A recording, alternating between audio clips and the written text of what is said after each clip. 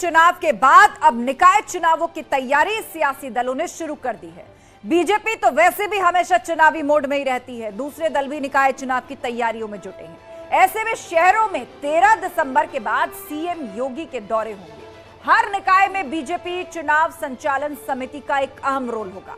BJP की नाकामियां जनता को बताएगी एसपी। समाजवादी पार्टी की भी तैयारी है। बड़े शहरों में कूड़े कचरे डेंगू पर घेरेगी एसपी। जयंत चौधरी चंद्रशेखर आजाद की दिल्ली में बैठक हुई। आरएलडी एसपी के साथ एएसपी कर सकती है गठबंधन। निकाय चुनाव के लिए बसपा बनाएगी अपनी कमेटी। पिछली बार अलीगढ़ मेरठ निगम जीती थी बीएसपी। तो कुल मिलाकर के बीजेपी ने इस बार 17 नगर निगमों में क्लीन स्वीप का दावा किया है।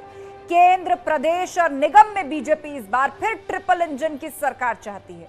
वहीं अखिलेश यादव चुनाव से मिली जीत से काफी उत्साहित हैं और आरएलडी के साथ आजाद समाज पार्टी के साथ बीजेपी को कड़ी टक्कर देने की तैयारी में है।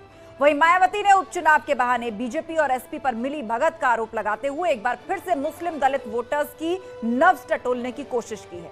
तो सवाल है, योगी की रणनीति अखिलेश माया को कितनी चुनौती? बहन जी के सवाल बीजेपी एसपी पर माया जाल। शुरू करते हैं डिबेट, लेकिन पहले यह रिपोर्ट देखिए।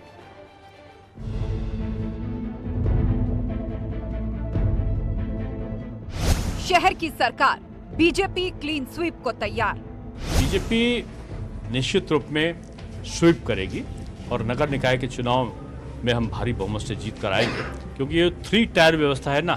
केंद्र का संबंध हो प्रदेश से और प्रदेश का संबंध हो निचली सरकार से, तभी हम जीत सकते हैं। हमने अलग अलग स्तर पर स्क्रीनिंग कमेटी चयन समिति बना दी है।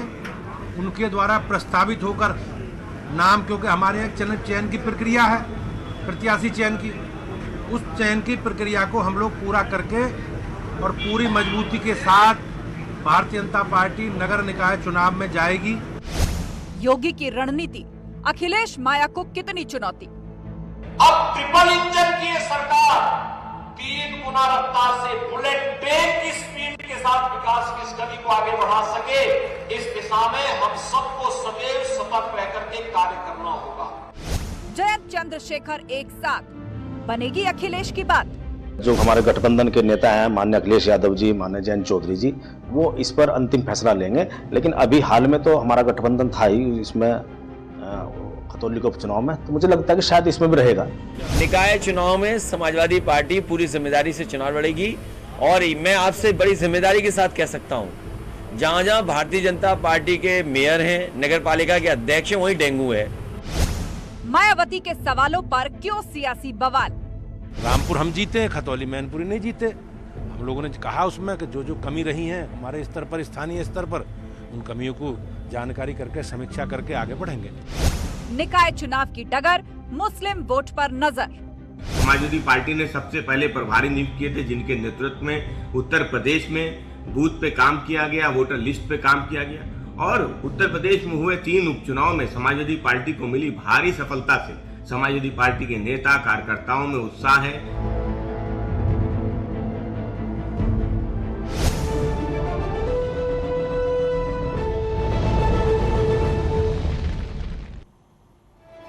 तो यूपी में बहुत जल्द निकाय चुनाव होने जा रहे हैं और उसकी तैयारियां सियासी दलों ने अभी से शुरू कर दी हैं और तमाम सियासी दल, चाहे वो बीजेपी हो, समाजवादी पार्टी हो, बसपा हो या फिर चंद्रशेखर रावण की पार्टी, इस चुनाव को एग्रेसिवली लड़ने के मूड में दिखाई दे रहे हैं। चर्चा के लिए हमारे साथ गेस्ट पैनल भी जुड़ चुका है, उनसे जानते कौन से मुद्दे हावी रहेंगे, क्या रणनीति रहेगी।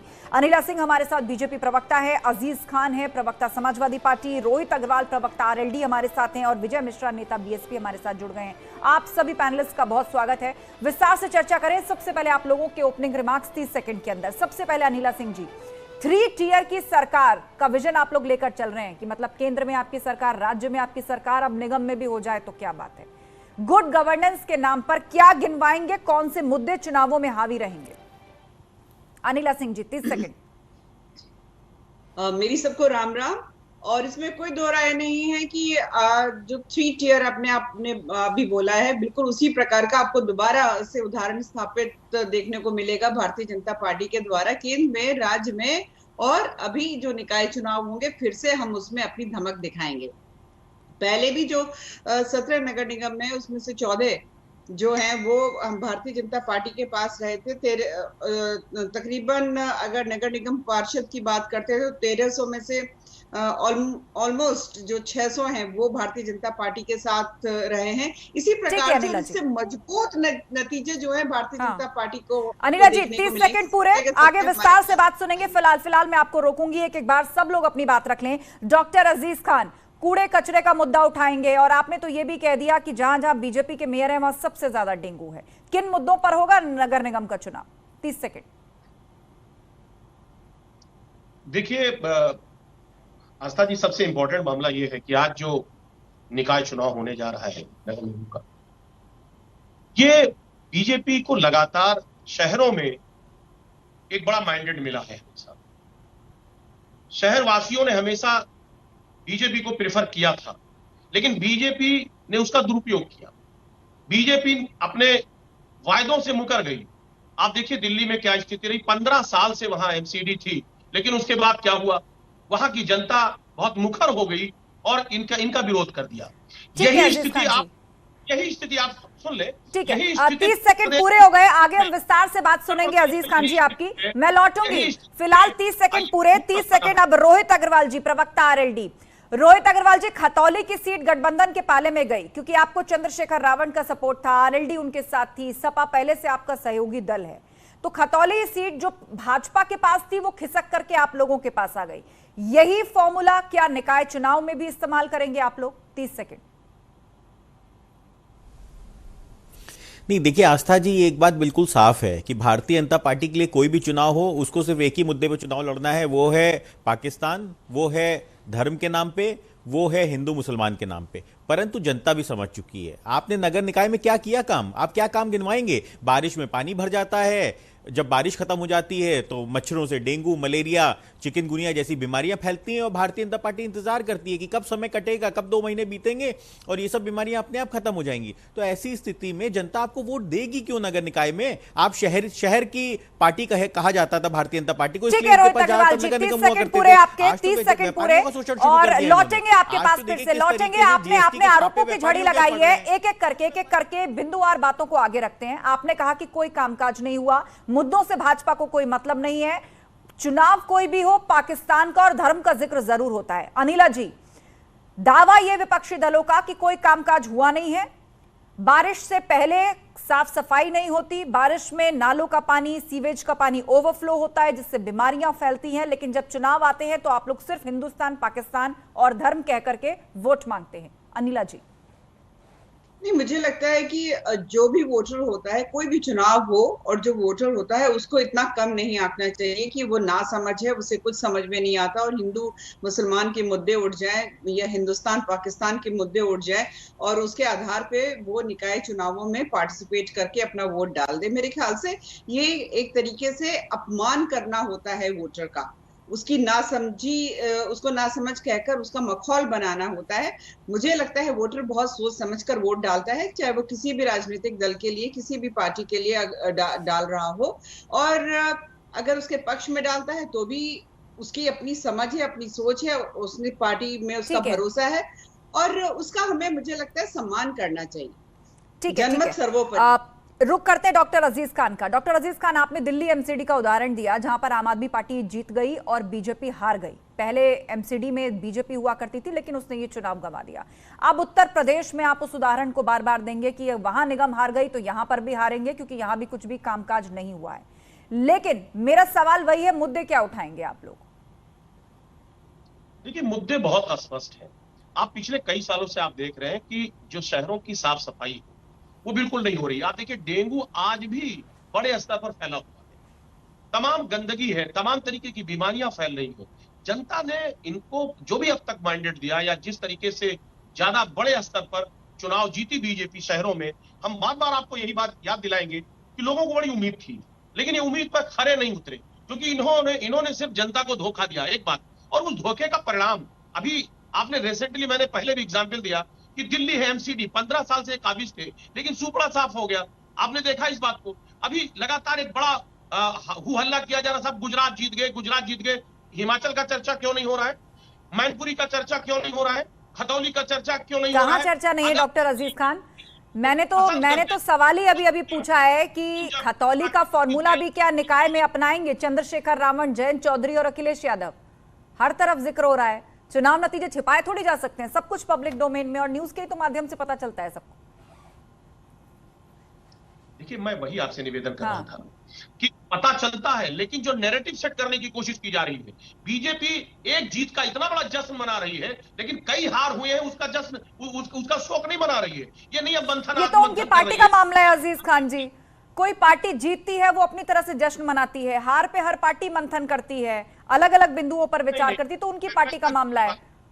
आप जीते हैं उसके लिए आपको ढेरों शुभकामनाएं, लेकिन मेरा सवाल यह है कि निकाय चुनाव के अंदर भी क्या ये फॉर्मूला काम करेगा?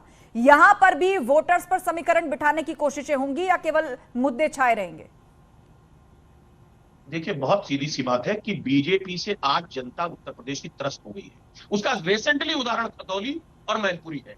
रिसेंटली मैं बता रहा हूं, ये आप इस चीज को रिकॉर्ड कर लीजिए। आने वाले वक्त में फिर मेरी आपसे डिबेट होगी कि इस बार निकाय चुनाव में पूरी तरह से बीजेपी का सुपड़ा साफ हो जाएगा, क्योंकि जनता बहुत कुबी हुई है, तमाम समस्याएं हैं और उन समस्याओं से लोगों को निदान नहीं मिल रहा है। अब नाली खड़ंजे की स्थिति देखिए शहरों में क्या है, नालियां बजा रही है, साफ सफाई का काम हो नहीं रहा है, नगर निगम पूरी तरह से निष्क्रिय है, तमाम बड़ी बड़ी समस्याएं हैं, डेंगू, मच्छर, तमाम। ठीक है अजीज खान जी, उम्मीद है जो मुद्दे गिनवाए यहाँ से जा रहे हैं पब्लिक के बीच में भी आप लोग इसी को लेकर के जाएंगे और वहां कम से कम हमें मंच से आरोप प्रत्यारोपों में कुछ और सुनने को नहीं मिलेगा, सवाल ही सुनने को मिलेंगे जो जनता को प्रभावित करते होंगे। विजय मिश्र जी हमारे साथ हैं, नेता बीएसपी।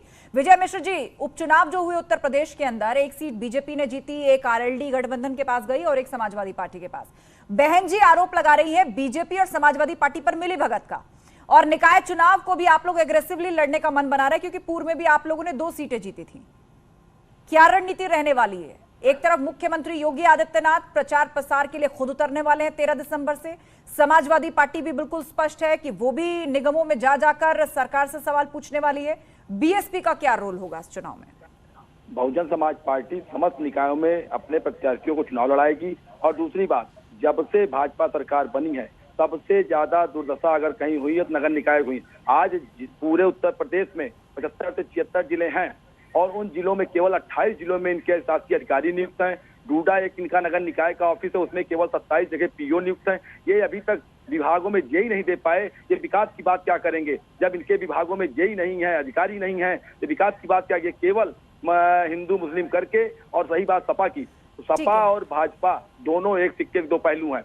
कभी इनको अपना काम करना होता है तो वो राम मंदिर का नाम लेते हैं, वो हिंदू का नाम लेते हैं। इनको अपना काम करना होता है कि मुस्लिम के वो बता देते हैं कि मुस्लिम एकदम खतरे में आ गया है। तो इनके पास विकास के लिए कुछ नहीं बचा है, केवल ये 2 चीजें ही इनके लिए विकास के मुद्दे हैं। चलिए ठीक है विजय मिश्र जी, आपने 2 बातें सामने रखी। रोहित अग्रवाल से जवाब लेते हैं पहले। रोहित अग्रवाल जी, समाजवादी पार्टी और आरएलडी मुस्लिमों को डराने का काम करते हैं, ये बसपा आरोप लगा रही है कि आप लोग मुस्लिमों को डर दिखाना शुरू करते हैं, ऐसे तुष्टीकरण करते हैं। बीजेपी बार बार धर्म की बात करती है, मुस्लिमों को लुभाती है, वो इस तरह से जनता को छलती है, ये बसपा आरोप लगा रही है। देखिए, बसपा की तो बात ना करें, वो ज़्यादा अच्छा है। कौन डरा हुआ है सबसे ज़्यादा, ये तो हम सब देख रहे हैं कि बसपा किस तरीके से भारतीय जनता पार्टी की बी टीम बन के काम कर रही है। ये तो हम सब ने देखा है किस तरीके से जब आजमगढ़ के अंदर चुनाव होता है तो बसपा कैंडिडेट उतारती है, पर जब खतौली, मैनपुरी और रामपुर में चुनाव होता है तो बसपा गायब हो जाती है। तो भारतीय जनता पार्टी द्वारा मुझे लगता है कि बसपा के का कार्यालय जो है भारतीय जनता पार्टी के ऑफिस में ही खुल गया है और वहीं से डिसाइड होता है कि बसपा की क्या रणनीति होगी। तो बसपा तो कम से कम आरोप ना ही लगाए तो ज़्यादा अच्छा है। तो बसपा पे तो मैं टाइम भी बर्बाद नहीं करना चाहता हूं, क्योंकि जिसको जनता की चिंता ही ना हो, जिस पार्टी को, जिसको सिर्फ और सिर्फ अपने आप को बचाने के लिए, फेस सेविंग करने के लिए राजनीति करनी हो, उस पार्टी की चर्चा करना मुझे नहीं लगता कि जो है जरूरी होगा, वो टाइम वेस्ट होता है। तो मुझे लगता है भारतीय जनता पार्टी से हमारा कहीं ना कहीं चुनाव में मुकाबला होने जा रहा है। तो भारतीय जनता पार्टी के लिए हम पूछेंगे इन्होंने क्या काम किया है। भाई बहुत लंबे समय से इनके पास नगर निगम है और कई जिलों में नगर निगम है इनके पास, और वो शहरी क्षेत्र होता है। तो शहर की जनता तो पढ़ी लिखी है और जनता इनसे जवाब तो मांगेगी ना कि भाई कब तक आप गुमराह करके वोट मांगते रहोगे, आपको काम का तो खाका देना पड़ेगा। ये एक धारणा, ये एक फॉर्मूला रहा है कि बीजेपी को अर्बन जनता वोट देती है। बीजेपी का जो वोटर है वो अर्बन वोटर भर भर के वोट देता है बीजेपी को, और ये शहर की सरकार है। तो क्या रणनीति आप बनाएंगे? और क्योंकि आप जानते हैं बीजेपी हमेशा चुनावी मोड में रहती है, मुख्यमंत्री योगी आदित्यनाथ खुद 17 निगमों में जनसभाएं और रैली करने जा रहे हैं, 13 दिसंबर से शुरू हो जाएंगे सारे दौरे। देखिए आस्था जी, मैं आपका ध्यान आकर्षित करना चाहूंगा। आज से ठीक 1 साल पहले इन्होंने किसानों को परेशान करने का काम किया था और किसान आंदोलित रहे थे, देश के सबसे बड़ा किसान आंदोलन चला था। आज इन्होंने क्या किया? व्यापारियों को परेशान करने का काम किया। आज जीएसटी की रेड हर व्यापारी के यहां डालने का काम किया, हर मार्केट के अंदर जीएसटी की रेट डली। तो व्यापारी को आप परेशान कर रहे हो, शहरी व्यापारी को आप अगर परेशान करोगे तो आपको क्या लगता है कि नगर निकाय का चुनाव आएगा और आप उस व्यापारी से उगाही करके आप अपना फंड बटोर लोगे और व्यापारी को परेशान करके आप उसका वोट ले लोगे? तो व्यापारी भी होशियार हो चुका है। कुल मिलाकर आपकी बातों से ऐसा लग रहा है रोहित अग्रवाल जी की समझ चुका है कि भाजपा चुनाव के अंदर किसानों का मुद्दा लेकर के आने की तैयारी कर रहे हैं और दूसरा व्यापारियों और जीएसटी को भी लेकर आपके पास बहुत से सवाल हैं। अनिला जी, निकाय चुनाव जिसमें कूड़ा, सड़कों के गड्ढे, बीजेपी के जहां जहां मेयर है वहां पर डेंगू और उसके साथ साथ व्यापारी, जीएसटी और किसान एक बार फिर से छेड़ने के मूड में यहां पर आरएलडी दिख रही है। देखिए, ऐसा है कि जहां तक किसानों का विषय है, किसानों ने भारतीय जनता पार्टी का साथ जो है पहले के चुनावों में भी दिया है। हाल फिलहाल आपने देखा है 2022 के जो नतीजे आए उसमें आपने देखा कि किसानों ने साथ दिया, भारतीय जनता पार्टी का साथ दिया, ठीक है। और नगर निगमों का जहां तक कार्य का बात है, जो भी नगर निगम जहां पर भारतीय जनता पार्टी सपोर्टेड जो मेयर्स हैं उन्होंने अपना काम बहुत अच्छी तरीके से किया है। सबसे बड़ी बात यह है कि यहाँ बेईमानी नहीं होती, ट्रांसपेरेंसी होती है, डिलीवरेंस होती है, गवर्नेंस होती है। बिल्कुल देखा है, जनता ने देखा है किस तरीके से हर घर में डेंगू, मलेरिया, टाइफाइड और इस तरीके की बीमारियां हुई और भारतीय जनता पार्टी के नेता नदारत रहे। भारतीय जनता पार्टी के नेता सिर्फ इवेंट मैनेजमेंट में लगे रहे। तो जनता ने देखा है, जवाब देगी जनता। नगर निकाय का चुनाव आपके सामने है, जनता बिल्कुल आपको जवाब देगी, पूरी तरीके से जवाब देगी। जनता तैयार है, जनता तो चाहती है कि ईवीएम का बटन अब की दबाएंगे और भारतीय जनता पार्टी से सवाल पूछेंगे कि जो रोडों पे के गड्ढे की आप डेट बढ़ाते जा रहे हैं, ये कब तक बढ़ाएंगे? ठीक है, ये डेट कब तक बढ़ेगी? 2017 से बढ़ रही है ये डेट और आज भी गड्ढे पूरे नहीं भरे गए। तो ये गड्ढे तक नहीं भरने वाली पार्टी है, नालियां नहीं साफ कर पाती है ये पार्टी, इसको क्यों वोट देगी जनता? तो अच्छा, ठीक है अनिला जी, जवाब देने रोहित जी, आपने अपनी बात पूरी कर ली, आपने बात पूरी कर ली। अनिला जी को जवाब देना था, आपने फिर से अपने सवाल पूछे, अब आप शांत हो जाइए, अब अनिला जी जवाब देंगी। अनिला जी, आपको लग रहा है निकाय चुनाव में समाजवादी पार्टी हाल ही में जो उसको जीत हासिल हुई है उससे बेहद उत्साहित है, आरएलडी और उसके कार्यकर्ताओं का हौसला भी बुलंद है, चंद्रशेखर रावण का साथ मिल रहा है। आपको लग रहा है कि निकाय चुनाव में इस बार विपक्षी मोर्चा बहुत ही जोर शोर से उतरने जा रहा है, मजबूती से चुनाव लड़ने जा रहा है, उसका हौसला कम से कम बुलंद है, चाचा भतीजा भी साथ हैं, जो गठबंधन यूपी विधानसभा चुनाव के बाद बिखरा बिखरा सा वैचारिक मनमुटाव भरा लग रहा था, अब एक बार फिर से साथ आ रहे हैं सब लोग? नहीं, मैनपुरी और खतौली जीतने से कम एक बात तो सिद्ध हो जाती है ना, जो बारंबार ये झूठे आरोप भारतीय जनता पार्टी की सरकार पर लगाते हैं कि ये लोग जोर जबरदस्ती से वोट डलवाते हैं, चुनावी मैनेजमेंट करते हैं, इलेक्शन कमीशन को इन्फ्लुएंस करते हैं, ईवीएम का ये लोग हवाला देते हैं, अब मुंह पे ताले लगे हुए हैं। कम से कम ये तो हुआ कि 2 चुनाव अगर ये लोग जीत गए हैं, आरएलडी और समाजवादी पार्टी वाले, अब इनके मुंह से दुनिया भर के बहानेबाजी नहीं निकलेगी। और जहां तक जैसे मैं बात कह रही थी, आरएलडी के प्रवक्ता ने बीच में मुझे काट दिया, क्योंकि मैं इस प्रकार की बहस में विश्वास नहीं करती हूँ, एक दूसरे के ऊपर बोले, क्योंकि फिर ऑडियंस को, व्यूअर्स को कुछ समझ में नहीं आता है। जैसा मैंने कहा कि जनता जनार्दन होती है, वोटर को इतना ना समझे कि उसको नाली नहीं दिखाई दे रही, उसको सड़क नहीं दिखाई दे रही, उसको अस्पताल नहीं दिखाई दे रहे, जो भी कार्य जो होते हैं नगर निगम के, क्या उस जनता को दिखाई नहीं दे रहे? स्थापित करना अगर चाहते हैं, अगर ये लगता लोकतंत्र के अंदर आप इस तरीके की बहस का कहां डिबेट कहां करना चाहती हैं? आप तो चाहती हैं कि आप खाली बोलें और यहाँ चली जाएं, मत बुलाया। देखिए, सबको बराबर वक्त मिल रहा है। रोहित जी शांत हो जाइए, शांत हो जाइए, अनिला जी को बात पूरी करने दीजिए, उसके बाद डॉक्टर अजीज खान। के पास सवाल का जवाब होता नहीं है। ठीक है रोहित जी, आपको अलग से समय मिलेगा, फिर सवाल उठाइएगा, फिर सवाल पूछिएगा, लेकिन 10 सेकंड बात पूरी कर ले अनिला सिंह पहले। रोहित जी शांत हो जाइए, शांत हो जाइए। अनिला जी 10 सेकंड बात पूरी कीजिए, उसके बाद डॉक्टर अजीज खान। लोकतंत्र ठीक है रोहित जी, आपकी बात आ गई, सवाल आ गए, उनको जवाब भी सुन लीजिए। करके मुझे मत बुलाया करें डिबेट पे, जब इस प्रकार के प्रवक्ताओं को बैठाते हैं जिनको चिल्लाना। बोलिए अनिला जी, आपकी आवाज जा रही है। चिल्लाने से वोट नहीं डलते हैं, ये समझ में आ जाना चाहिए इन लोगों को।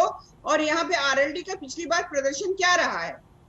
हाँ, जो समाजवादी पार्टी की छोटी सी उंगली पकड़कर आगे चल रहे हैं, घुटने चल रहे हैं, समाजवादी पार्टी के सामने रेंग रहे हैं, वो हमें चुनौती दे रहे हैं। समाजवादी पार्टी के सामने बोले तो समझ में आता है, पर ये मैं फिर कहती हूँ और पूरे विश्वास के साथ कहती हूँ, जिस प्रकार का कार्य भारतीय जनता पार्टी के मेयर्स ने किया है, पार्षदों ने किया है, इस बार आप देखिएगा 17 की 17 जो मेयर्स हैं वो भारतीय जनता पार्टी के बनने वाले हैं। ठीक है, बड़ा दावा यहाँ पर अजीज खान जी कि 17 के 17 मेयर भाजपा बनवाएगी। जी निश्चित तौर पे दावे बड़े हैं। दो तीन बातें बड़ी अहम है, चूंकि मैंने कंक्लूड किया, बड़ी गंभीरता से सुन रहा था जी। देखिए जानती हैं आस्था जी, पहली बात तो किसानों का वोट ले लिया धोखे से, क्योंकि यही किसान है, इसको आश्वासन दिया गया था कि एमएसपी हम लागू करेंगे और हम बिल वापस ले रहे हैं। सैकड़ों किसान मर गए, अननेसेसरी बिल को लाए और फिर वापस लिया, सैकड़ों किसान मर गए। आज कहीं ना कहीं किसान अपने आप में वो पछता रहा, उसको तकलीफ है। एक बात, आज आप व्यापारियों की स्थिति क्या है, मेरे ख्याल से जग जाहिर है, जिस तरीके से छापे पड़ रहे हैं, प्रताड़ित किया जा रहा है, ये मुझे लग रहा है कुछ छिपा नहीं है इसमें। आज नौजवान व्यापारी किसान जो इस मुल्क का, इस प्रदेश का, इस देश का रीढ़ है, स्पाइनल कार्ड है, आप उसको छेड़ रहे हैं, उसको डिस्टर्ब कर रहे हैं। एक बात।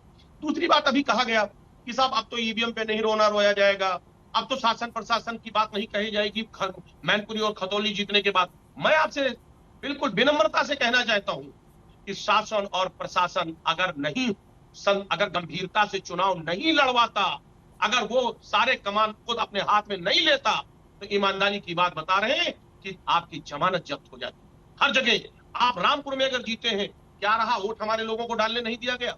आप देखिए खीरी में हमारे लोगों को वोट नहीं डालने दिया गया, लोकतंत्र की हत्या हुई। आजमगढ़ में क्या स्थिति रही, शासन और प्रशासन ने बाकायदे बीजेपी से मिल करके चुनाव लड़ा है और हमारे लोगों को वोट नहीं डालने दिया गया। लोकतंत्र के बड़ी लेवल पे हत्या हुई है, इसको डिनाई नहीं किया जा सकता। हम अगर रामपुर में हारे हैं तो क्यों हारे हैं, ये सब जग जाहिर है, सारे लोगों ने देखा। मैं उस पर बहुत चर्चा नहीं करना चाहता, लेकिन उसके बावजूद भी जनता में ये इतना आक्रोश है। उस आक्रोश का नतीजा है कि आप देखिए, एक तरफा वोट आपके खतौली में पड़ा, एक तरफा वोट मैनपुरी में पड़ा और रामपुर में भी था। लेकिन रामपुर में जिस तरीके से हमारे लोगों को वोट डालने नहीं दिया गया, नाम काट दिए गए, उनको परेशान किया गया, यकीन मानिए 2024 में जनता मन बना करके बैठी है और इस निकाय चुनाव में ही उसका रास्ता, उसका नतीजा आपको दिख जाएगा। ठीक है डॉक्टर अजीज खान, एक सवाल मेरा, जब नेताजी 2019 में चुनाव लड़े थे तब बसपा आपके साथ थी। इस बार बसपा का कोई प्रत्याशी मैदान में नहीं था। जब उपचुनाव हुआ, डिंपल यादव वहां से प्रत्याशी थी, लेकिन रिकॉर्ड मार्जिन से आपकी जीत हुई। लेकिन अब बसपा भी निकाय चुनाव को कह रही है कि हम हर जगह अपना कैंडिडेट खड़ा करेंगे, वही दलित मुस्लिम का कॉम्बिनेशन बना करके चलेंगे, और आप लोगों पर खास तौर पर आरोप लगा रही है कि आप लोग मुसलमानों को डराने का काम करते हैं। फॉर्मूला पुराना हो गया, अब आप एक्सपोज हो चुके हैं। आप मुझसे सवाल कर रही हैं? जी, बसपा भी चुनावी मैदान में होगी। वो कह रही है हर जगह अपने कैंडिडेट खड़े करेंगे और ये कहेंगे कि आप लोग मुसलमानों को डराने का काम करते हैं। देखिए, बहुत स्पष्ट है, ये लोकतंत्र है और इस मुल्क में संविधान ने सभी को चुनाव लड़ने का अधिकार दिया है, सभी पार्टियों को और सभी व्यक्तियों को। निश्चित तौर पर सभी चुनाव लड़े, जनता के बीच में जाए, बीजेपी की पोल खोले। बीजेपी ने जिस तरीके से जनता को गुमराह करके वोट ले लिया है, उसके बारे में जनता को बताए। मुझे खुशी होगी कि सभी पार्टियां जनता के बीच में जाएं और अपने अपने प्रदर्शन को रखें, क्योंकि आज एक लंबे वक्त से बीजेपी ने लगातार, चाहे वो निगम हो, चाहे वो आपका निकाय हो, चाहे छोटे मोटे जगह हो, हर जगह सिर्फ लोगों का वोट लेकर के लोगों को सिर्फ धोखा दिया। ठीक है अनिला जी, यहां पर सपा कह रही है कि आप लोगों ने धोखा देकर के वोट हासिल किया है, और उपचुनाव में जो आरोप प्रशासन पर लगे थे वोट ना पड़ने देने के, उन आरोपों के साथ अब भी विपक्षी पार्टियां हैं और मुमकिन है कि निकाय चुनाव में भी आप लोगों को इन आरोपों का सामना करना पड़ेगा।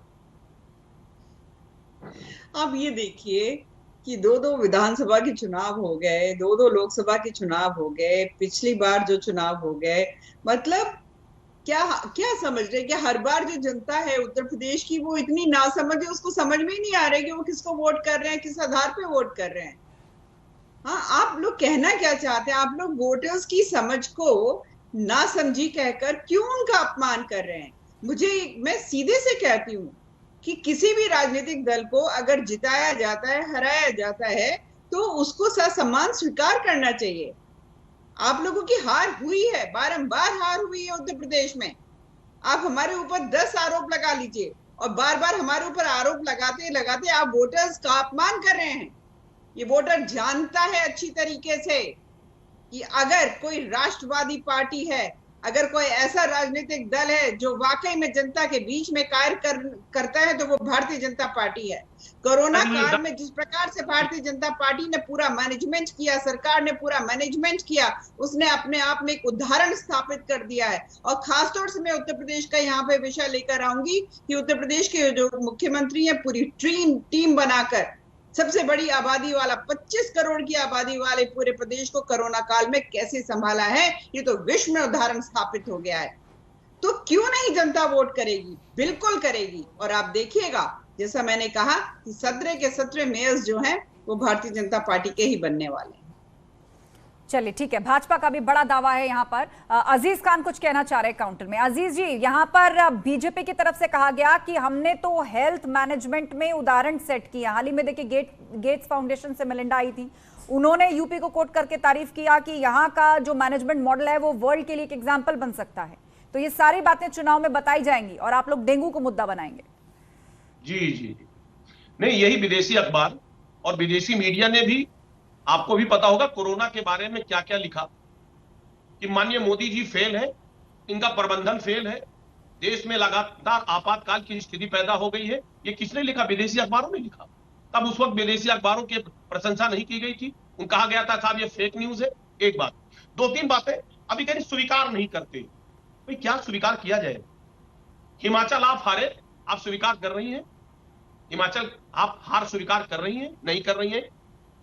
आप एमसीडी का इतना बड़ा चुनाव हुआ, 15 साल से आप वहां पर राज कर रहे थे। आप एक बार भी आप लोगों ने एडमिट किया नहीं किया, क्योंकि आपका चेहरा नहीं है वो, और ना ही आप कहीं ना कहीं आपके खाने के दांत और है, दिखाने के और है। अभी मैनपुरी में इतनी बड़ी हार हुई आपकी, आपने एडमिट किया। खतौली में हार हुई, शासन सत्ता के बावजूद भी आपने एडमिट किया? नहीं एडमिट किया। आप तो एडमिट इसलिए नहीं करते क्योंकि आपके अंदर ईगो है, आप विपक्ष को सम्मान नहीं देते, आप विपक्ष की इज्जत नहीं करते और अपने हार को स्वीकार नहीं करते। हार को स्वीकार करने वाला और विपक्ष को सम्मान देने वाला वही असली लोकतंत्र का रक्षक होता है। और लोकतंत्र की ऐसे रक्षा नहीं होती है कि सिर्फ अपनी वाहवाही करना, अपना पीठ थपथपाना। अजीज खान जी, आपने कहा अपनी हार को स्वीकार नहीं करते, कैसे स्वीकार की जाए हार? मतलब उसका भी कोई प्रोसीजर होता है। जो हार गया वो हार गया, जिसके सीटें नहीं आई वो तो हार ही गया। अनिला जी, हार स्वीकार नहीं करी आपने, जनता ने फैसला सुना दिया। डॉक्टर अजीज खान बहुत ही संजीदा किस्म के प्रवक्ता हैं और मैं इनका बहुत सम्मान भी करती हूँ, बहुत अच्छी डिबेट्स भी करते हैं ये। डॉक्टर खान, हमने तो बिल्कुल स्वीकार किया है ना अपनी हार, बिल्कुल स्वीकार करिए कि हिमाचल में भी हम हारे हैं, दिल्ली एमसीडी के चुनाव में भी हम हारे हैं।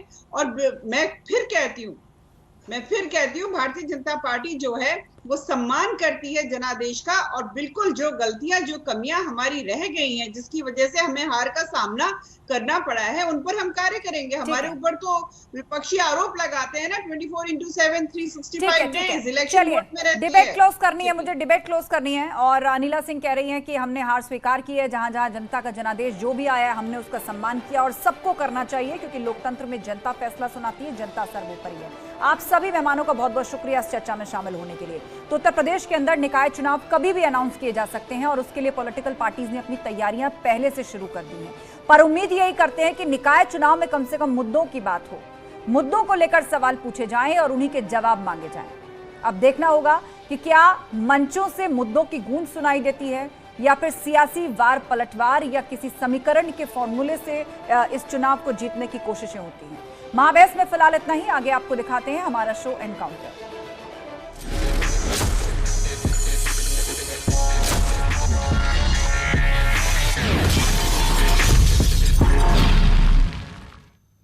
नमस्कार, एनकाउंटर में आपका